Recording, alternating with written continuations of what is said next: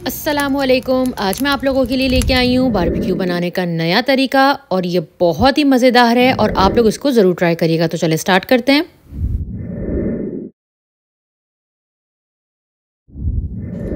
सबसे पहले हमें चाहिए आधा चमचा कुटी हुई लाल मिर्च, आधा चमचा ज़ीरा, साबुत ज़ीरा लिया है मैंने, और आधा चमचा ब्लैक पेपर पाउडर, काली मिर्ची का जो पाउडर होता है, और इसमें काला नमक जाएगा तकरीबन 2 पिंच, और 1 चमचा पूरा फुल भर के जाएगा रेड चिली पाउडर, और जाएगा गरम मसाला पाउडर 1 चमचा। ये दोनों मसाले बहुत इंपॉर्टेंट है तो इसलिए दोनों 1-1 चमचा जाएंगे।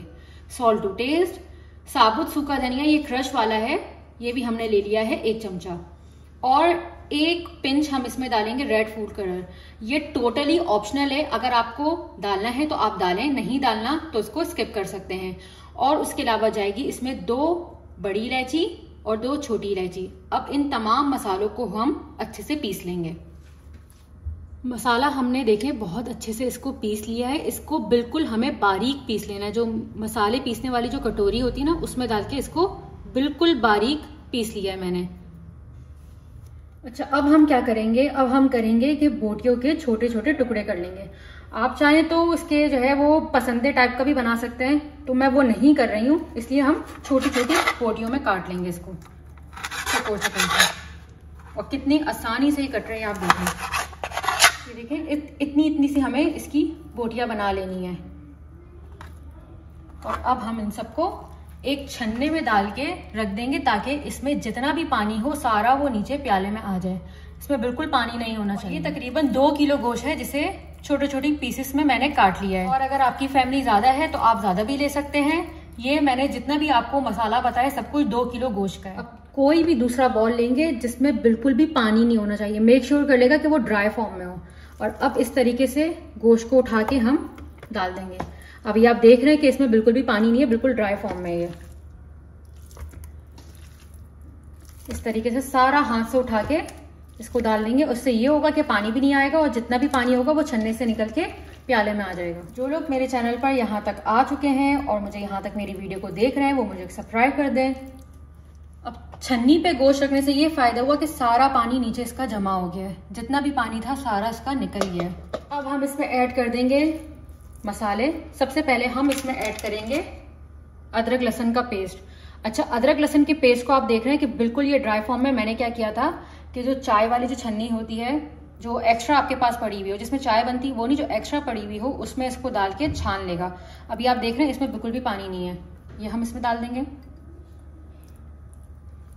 ये देखें बिल्कुल पानी के बगैर है ये हमने इसमें डाल दिया इसमें।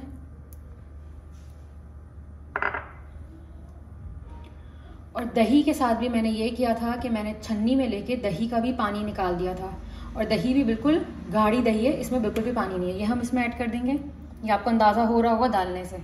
ये तकरीबन मैंने 1 प्याली ली है। उसके बाद जो मसाला हमने पीसा था वो हम इसमें ऐड कर देंगे। और अब हम इसमें ऐड कर देंगे तली हुई प्याज। तली हुई प्याज मैंने ली है तकरीबन 2 बड़े चमचे जो होते हैं ना, वो मैंने ले लिया है। ये हम इसमें ऐड कर देंगे। और अगर आपके पास तली हुई प्याज नहीं है तो 2 मीडियम साइज की प्याज को लीजिएगा, उसे बिल्कुल बारीक काट के इसको फ्राई कर लेगा। तो ये जितनी क्वांटिटी में हमें चाहिए होगी वो हम इसमें डाल देंगे। और अब हम इसमें ऐड कर देंगे मीट टेंडर। ये मैंने 2 चमचे लिए हैं। अगर आपके पास मीट टेंडर नहीं है तो आप पपीते का पेस्ट भी ले सकते हैं, लेकिन उसका भी यही है कि उसको पीसने के बाद उसका पानी निकालने के बाद वो इसमें डालिएगा। पानी बिल्कुल नहीं होना चाहिए इसमें। ये हम इसमें डाल देंगे। और अब इन तमाम चीज़ों को गोश्त में अच्छे से मिक्स कर लेंगे ताकि मसाला अच्छे से गोश्त में लग जाए। और हाथों की हेल्प से करा करें ताकि मसाला अच्छे से लगना गोश्त पे बहुत ज़रूरी है। अगर आप स्पून की हेल्प से करेंगे तो उसमें यह होगा कि मसाला अच्छे से लगेगा नहीं, और कुछ जगह में लगेगा कुछ जगह में रह जाएगा, तो इसलिए हाथों का यूज़। अब हम इसमें ऐड कर देंगे 1 चमचा भर के क्रीम। क्रीम से बहुत ही क्रीमी टेक्स्चर आता है और बहुत ही ज़बरदस्त सा एक होता नहीं क्रीमी टेक्सचर सा मलाईदार, वो इसका फ्लेवर होगा। अब इसमें ऐड कर देंगे ऑयल। ऑयल मैंने तकरीबन इसमें आधी प्याली डालूंगी, इससे ज़्यादा नहीं। और इसको अब रख देंगे मैरिनेट करने के लिए तकरीबन 2 घंटे तक के लिए। 2 घंटे के बाद मीट बहुत अच्छे से टेंडर हो चुका था। ये आप देख सकते हैं कि मैंने इसको प्रेस किया तो इसमें इस तरीके से निशान बन रहा था। यही इसकी असल निशानी है कि मीट बहुत अच्छे से टेंडर हो गया है। अगर आप पपीता डालेंगे तो इसमें 1 घंटे का मार्जिन थोड़ा ज़्यादा रखिएगा, उसमें थोड़ा ज़्यादा टाइम लगता है और मीट टेंडर में बिल्कुल टाइम नहीं लगता। तो अब हम क्या करेंगे, जो बोटियाँ हमने काटी हुई थी उसको हम सीख में पिरो लेंगे अच्छे से। और कोयले पे मैंने आग जला दी थी। किस तरीके से जलाई है इसकी ट्रिक मेरी पुरानी वीडियो में मौजूद है, आप जाके वहाँ से देख सकते हैं। उसके बाद सारी सीखों में हम गोश्त को अच्छे से लगा लेंगे और इसको इस तरीके से प्रेस करके बिल्कुल बराबर कर देंगे। ये देखें बिल्कुल बराबर कर दिया और इसको हम अंगीठी में रख देंगे। और जिस तरीके से आप बारबेक्यू बनाते हैं उलट पुलट करके हम बारबेक्यू को रेडी कर लेंगे।